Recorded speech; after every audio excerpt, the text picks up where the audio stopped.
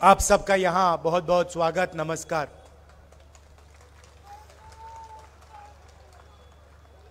Mood कैसा है आपका? अच्छा है?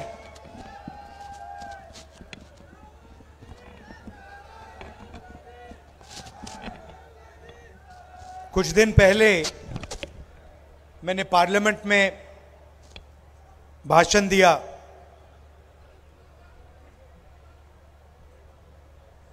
महाभारत के बारे में,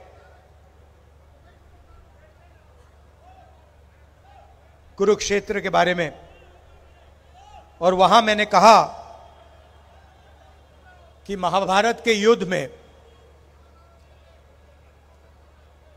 कौरवों ने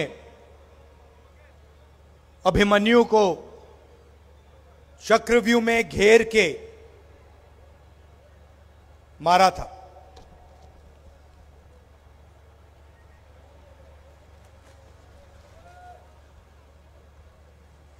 और जब मैं उस भाषण का रिसर्च कर रहा था तो मैंने चक्रव्यूह के बारे में इंटरनेट पे थोड़ी रिसर्च की और पता लगा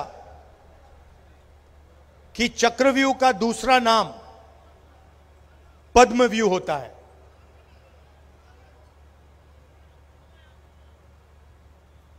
और यह भी पता लगा कि चक्रव्यूह में, महाभारत में हजारों सैनिक थे, मगर चक्रव्यूह को 6 लोग चलाते हैं। शेप उसकी कमल जैसी होती है, जो हमारे बीजेपी का जो, जैसे ये कांग्रेस का है अभय मुद्रा, ये देखो, डरो मत, ये आपको हर धर्म में दिखाई देगा। यहां हमारे सामने गुरुद्वारा है, गुरु नानक जी की फोटो देखेंगे। आज इंटरनेट पे जाना, गूगल सर्च करना, गुरु नानक जी की फोटो देखोगे तो आपको वो ऐसे अभय मुद्रा आपको दिखाई देगा। शिव जी की फोटो, बुद्ध भगवान की फोटो, महावीर, सबकी फोटो में आपको ये अभय मुद्रा, डरो मत, घबराना नहीं है, ये आपको दिखाई देगा। तो ये पद्मव्यूह जो कमल का चिन्ह है, इसी शेप में महाभारत में चक्रव्यूह बनाया गया और इससे अभिमन्यु को मारा गया, उसकी हत्या की गई। 6 लोग थे। और मैं सोच रहा था, अजीब सी बात है, उस टाइम भी चक्रव्यूह लगा, वो भी कमल के शेप में था, उसका चिन्ह भी कमल था, और आज भी हिंदुस्तान में चक्रव्यूह लगा हुआ है, उसको भी 6 लोग चलाते हैं, उसका भी चिन्ह कमल का निशान है। और जैसे मैंने ये बोला, बीजेपी के लोगों को पता लगा भाई सच बोल गया, सब खड़े हो गए। कैसे बोला? मोदी जी 3-4 बार खड़े हुए, मगर ये सच्चाई है। कुछ दिन पहले मैं अमेरिका गया, वहां पे हरियाणा के युवाओं से मिला। 20-25 युवा छोटे से कमरे में रहते हैं, यहां से भाग के गए। 35 लाख रुपए से 50 लाख रुपए लगे। किसी ने जमीन बेची, किसी ने कर्जा लिया 2% महीने का साहूकार से। बैंक से पैसा नहीं लिया, बैंक नहीं दे सकता उसको पैसा, बैंक तो अदानी को देता है।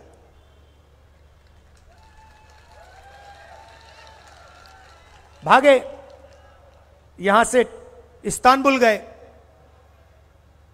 इस्तांबुल से कजाकिस्तान, उज्बेकिस्तान, पूरी दुनिया देखी, साउथ अमेरिका, सूरीनाम, नाव में गए, नाव डूबी, अपने दोस्तों को मरते हुए देखा, उसके बाद माफिया के लोगों ने उनको लूटा, पनामा के जंगलों में से निकले, पहाड़ों में से निकले, वहां अगर कोई कमजोर निकला माफिया वालों ने उनको गोली मार दी। वीडियो दिखाया उन्होंने मुझे, कहा कि भैया ये वीडियो अपने वीडियो पर मत डाल देना। हमने नहीं डाला, मगर उनकी सच्चाई है। समुद्र में से निकले, आंधी तूफान, पहाड़ों में, जंगलों में से निकले, अमेरिका गए। मैंने उनसे पूछा कि भैया आपने 30-35 लाख 50 लाख रुपए लगाए, इससे आपने हरियाणा बिजनेस क्यों नहीं खोला? छोटा सा बिजनेस खोल देते, अमेरिका जाने की क्या जरूरत? कहते हैं राहुल जी हरियाणा में हमारे लिए कुछ नहीं बचा, हरियाणा में छोटा बिजनेस नहीं चल सकता, मिडिल साइज बिजनेस नहीं चल सकता।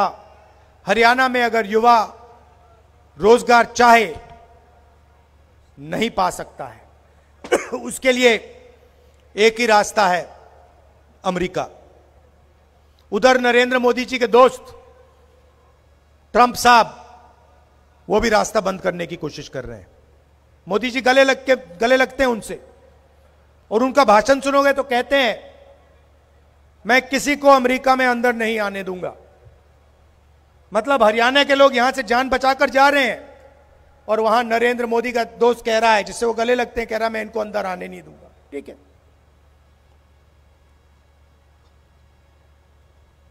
खेती का रास्ता बंद कर दिया, स्मॉल मीडियम बिजनेस का रास्ता बंद कर दिया।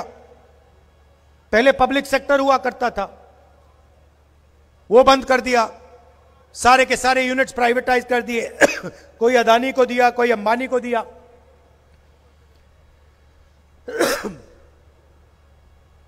आप लोग सेना में जा सकते थे, हरियाणा के लाखों युवा हिंदुस्तान की आर्मी में, एयरफोर्स में, ठीक है भैया, नेवी में गए।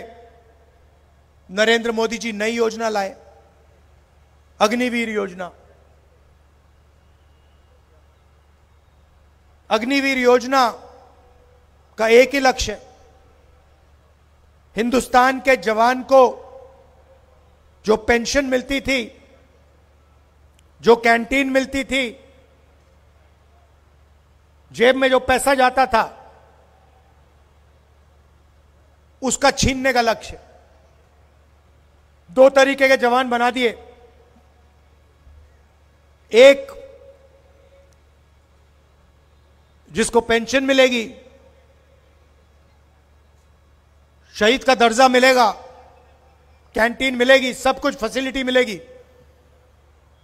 और दूसरा जिसको कहा जाएगा भैया आपको ना ट्रेनिंग देंगे, ना पेंशन देंगे, ना कैंटीन मिलेगी, ना शहीद का दर्जा मिलेगा, आपको बस ये नाम मिलेगा अग्निवीर। छाती पे लगा दो इसको। क्यों?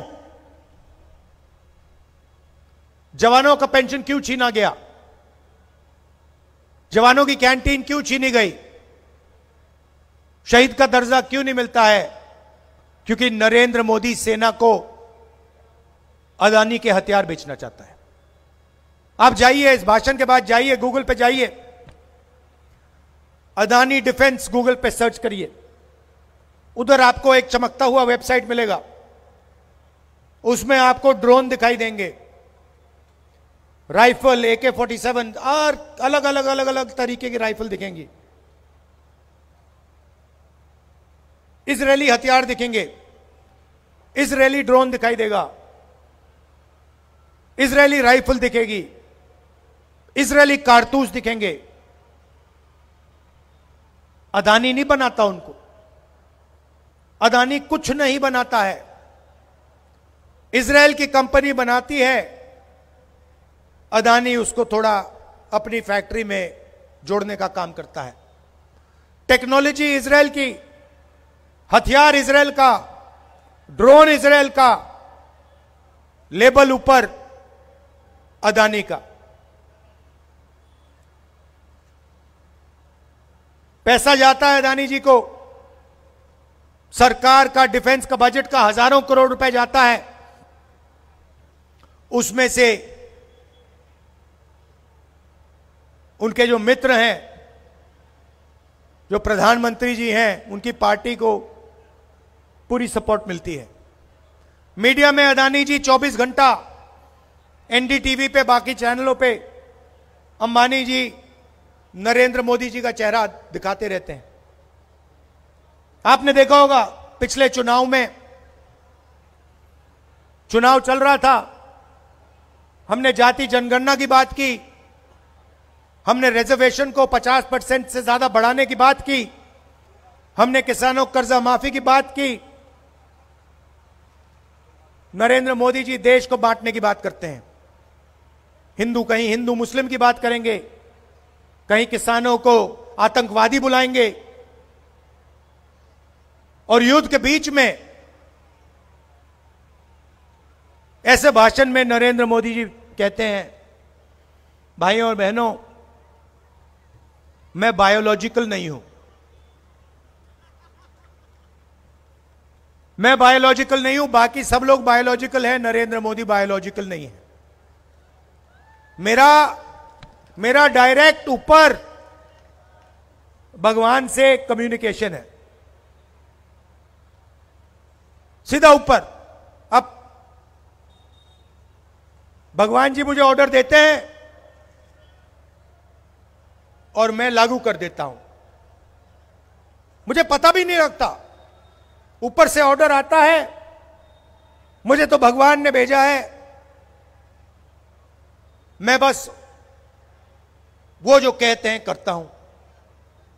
कुछ साल पहले मैं आसाम में मंदिर में गया, वहां पे पंडित जी से बात हुई, उन्होंने कहा, राहुल तुम जिस चीज में भी भगवान को देखना चाहते हो, जहां भी भगवान को देखना चाहते हो, आप भगवान को देख सकते हो, आपको कहीं जाने की जरूरत नहीं है। दिल के अंदर आपको भगवान मिल जाएंगे, आसमान में आपको भगवान मिल जाएंगे, मंदिर में मिल जाएंगे, धरती पे मिल जाएंगे, जहां भी आप भगवान ढूंढना चाहते हो आपको भगवान मिल जाएंगे। तो मैंने सोचा, भाई ये नरेंद्र मोदी जी के भगवान अजीब से हैं, ये 24 घंटा नरेंद्र मोदी जी से अरबपतियों की मदद करवाने में मदद करवाते हैं। तो फिर बात समझ आई, नरेंद्र मोदी जी के भगवान अदानी हैं। सीधी सी बात है, जो अदानी जी उनको कहते हैं वो नरेंद्र मोदी करते हैं। अदानी कहते हैं, भैया मुझे बंबई का एयरपोर्ट चाहिए, एक फोन लगता है, नरेंद्र मोदी जी कहते हैं, हां जी भैया, सीबीआई भेजो, ईडी भेजो, जिसका एयरपोर्ट है उसको परे करो, अदानी को एयरपोर्ट दो। हिमाचल प्रदेश के सेब का बिजनेस चाहिए, कश्मीर का सेब का अखरोट का बिजनेस चाहिए, वो अदानी जी को मिल जाएगा। किसी किसान की जमीन चाहिए, हजारों एकड़ जमीन आप खरीदते हो, अदानी जी जमीन नहीं खरीदता, वो बस कहता है भैया ये मुझे अच्छी लगी है, नरेंद्र मोदी जी वो उसको जमीन पकड़ा देते हैं। हम जमीन अधिग्रहण बिल लाए, पहला काम नरेंद्र मोदी जी ने उस बिल को खत्म करा। पार्लियामेंट में हम लड़ गए, हर स्टेट में उन्होंने जमीन अधिग्रहण बिल को कमजोर किया। दिया 6 करोड़ मंजूर किए पायलट प्रोजेक्ट के नाम से, ऊना और परभनी। ये जियाले लोगों ने क्या नहीं मेहनत, आपके जेब कितनी थी जमीन यहाँ बताई भी औकाफ की, और वो भी हमको साथ नहीं दे रहे थे 5,000, और इन्होंने वो हमारे सैयद साहब ने भूल गए चार्ट बताना कि 26,000 एकड़ जमीन हमारे पास बना हुआ है, वो मिस हो गया, दिखा नहीं था हमारे पास क्लिप में। 26,000 एकड़, 26,000। जुन्नर की बात करें, अकेले जुन्नर में हमारी 9,000 एकड़ जमीन है। 16 लाख करोड़ रुपए कहाँ है, कौन काबिज है, किधर है? आज पूना शहर में, सिटी के अंदर, हार्ट ऑफ द सिटी में पूरी की पूरी जमीन हमारी, पूरा गांव वापस गया। हमको जाने के लिए अभी हम डिक्लेयर नहीं करना चाहते, हम डिक्लेयर करेंगे तो होश उड़ जाएंगे। मोदी जी ने हमको जब लगा कि यह है तो ये 5,000 नहीं, 93,000 नहीं, ये तकरीबन 5 लाख से ज्यादा हमारी जमीन है। इसके लिए हर जिले का सर्वे होना चाहिए और वो जरूरी है। उसके लिए तहरीक औकाफ ने गवर्नमेंट को कहा कि नहीं ये है। इसके बाद भी यहाँ बहुत कोशिश की गई कि इसको आप कैसा भी डिक्लेयर कर दिए, हम उसके अगेंस्ट में गए, कलेक्टर से झगड़ा हुआ हम सब लोगों का।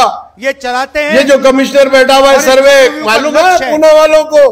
किसी को भी नहीं मालूम है कितने वक्त उनसे झगड़े हुए, कितनी बातें हुई, गवर्नमेंट ने आके हमको कितना पटा, हम बोले नहीं हम एक्सेप्ट करने के लिए, क्योंकि जो डायरेक्शन गवर्नमेंट के है सर्वे के, वो सर्वे वैसा नहीं हो रहा है। जब तक नहीं होता है हम डिक्लेयर नहीं होने देंगे। ये किसमें ताकत थी? तहरीक औकाफ में। आजकल लाखों एक आदमी नहीं बिका, चाहे तो करोड़ रुपए ले सकता था, बिक सकता था। वो ताकत थी जिसको रोका और जिसके लिए दाखिल किया अभी गवर्नमेंट के खिलाफ कि जो डायरेक्शन गवर्नमेंट के थे वो नहीं हो रही है। यही काम तहरीक औकाफ कर रही है और उसी के लिए सब लोगों को आज सारे महाराष्ट्र से जो लोग यहाँ आए उनको हम यही बताना चाहते हैं कि किस तरीके से ये सर्वे होता है, किया जाएगा, कराया जाएगा। ये लोग बैठे हुए हैं, आपको भी हम वो दे रहे हैं अभी, और वो किस तरीके से आप उसको कर सकते हैं। हर जिले में हमको करना है एक बड़ी लड़ाई। सईद खान ने बहुत अच्छी अच्छी बातें करे, बात तो मुझे भी बहुत करना था, वक्त खत्म हो गया है, इसके लिए नहीं। हम वकील साहब को भी सुनना चाहते थे, मैं भी और कुछ ऐसी बातें बताना चाहता था कि जो आपको हमारी जिंदगी में मालूम नहीं है, न हुई है। ये सब कौन थे जिम्मेदार? हमारे लोग जिम्मेदार थे, हमारे कायद थे, जिनको हमने चुन के दिया, जिनको हमको मंत्री बनाए, जिनको हमने सब दिया। और ये सारा आसानी से काम कि जब इन्होंने किया तो इनको मालूम पड़ा ये 60 साल में नहीं कर सके, ये 10 साल में इन लोगों को मालूम पड़ा कि अरे यार ये करे तो सबसे बड़ी बात है। RSS वालों को जितना हमसे ज्यादा मालूम है। मैं हर जिले में गया, कोई जिला नहीं गया, उनसे पूछा कि तुम्हारे जिले में कितनी जमीन है, किसको मालूम नहीं। ना एडवोकेट को मालूम है, ना रहनुमा को मालूम है, ना मुसलमान तंजीमों को, किसको नहीं। बोले साहब हमको मालूम ही नहीं, हमको मालूम ही नहीं। अब करना न्याय होना चाहिए, अब करना। हर जगह जा रहे हैं, किसी को मालूम नहीं कि कहाँ है, कौन काबिज बैठा है, मगर कौन काबिज है, कहाँ कितनी जमीन है, किसकी है, किधर है, ये RSS वालों को मालूम है। ये 10 साल में उन्होंने बराबर पूरा काम, 14 से 24 तक और 60 साल तक ये सब कुछ लुटाया तो हमारे लोगों ने। खैर वो कोई गए नहीं, अभी भी हम उसको वापस ले सकते हैं। जैसा एक की बात कर रहे हैं कि अमेंडमेंट नहीं होना चाहिए, अमेंडमेंट हो गया तो बहुत मुश्किलात होने वाली है, नहीं हुआ तो आज भी उस एक्ट में इतने पावर्स हैं, आज इतने पावर्स हैं कि 100 साल का भी अगरचे इनलीगल तरीके से कोई बैठा है तो हम उसको हटा सकते हैं। जिस दिन तहरीक औकाफ के झंडे तले आप आ जाएंगे, जिस तरीके से तहरीक औकाफ काम कर रही है, ये हम तहरीक पूरी अवामी, जब तक कि अवामी तहरीक नहीं बनाते। और मैंने हर जिले में जाके कहा कि आप सिर्फ मुझे 10 आदमी दीजिए, 10 बहुत 10 20 50 100 आदमी नहीं चाहिए, 10 आदमी दीजिए, 300 आदमी मुझे चाहिए। सरकारी नौकरियां हैं, हरियाणा की सरकार ने उनको खाली रखा है, वो आपका हक है। वो 2 लाख नौकरियां हम हरियाणा के युवाओं को देंगे, हर जात के युवा को मिलेगी, सबको समानता के साथ, रिस्पेक्ट के साथ 2 लाख रोजगार हम देंगे। यहाँ महिलाएं आई हैं, हरियाणा के महिलाओं के बैंक अकाउंट में हर महीने 2,000 रुपए जाएंगे। नरेंद्र मोदी जी ने कहा था, जब हमारी सरकार थी 400 रुपए का सिलेंडर था, तब नरेंद्र मोदी कहते थे 400 रुपए का सिलेंडर, आज 1200 रुपए का सिलेंडर। नरेंद्र मोदी जी अपने भाषण में ये नहीं कहते कि 1200 रुपए का हमने प्रोग्राम रखा है। हरियाणा की सरकार आएगी, तमाम लोगों का वापस 500 रुपए का सिलेंडर होगा और जो 700 रुपए बचेंगे वो आपके जेब में जाएंगे। तो हम चाहते हैं, आज सुबह प्रियंका ने कहा, हुड्डा जी ने कहा कि इज्जत होनी चाहिए लोगों की, और मैंने अपने भाषण में जोड़ा कि हां, रिस्पेक्ट, इज्जत जरूरी है, मगर उतना ही जरूरी पैसा है। हम रिस्पेक्ट करें, इज्जत दें, और जेब में एक रुपया नहीं हो उसका कोई मतलब नहीं है। तो मेरा लक्ष्य है कि जितना पैसा इन्होंने अरबपतियों को दिया है, हरियाणा में हम शुरू करेंगे, दिल्ली में सरकार आएगी फिर मजा देखना। जितना पैसा इन्होंने अरबपतियों को दिया है, अदानी को, अंबानी को, उतना पैसा हमारी सरकार हिंदुस्तान के किसानों को, मजदूरों को, गरीबों को देने वाली है। आपके जेब में से पैसा निकलता है,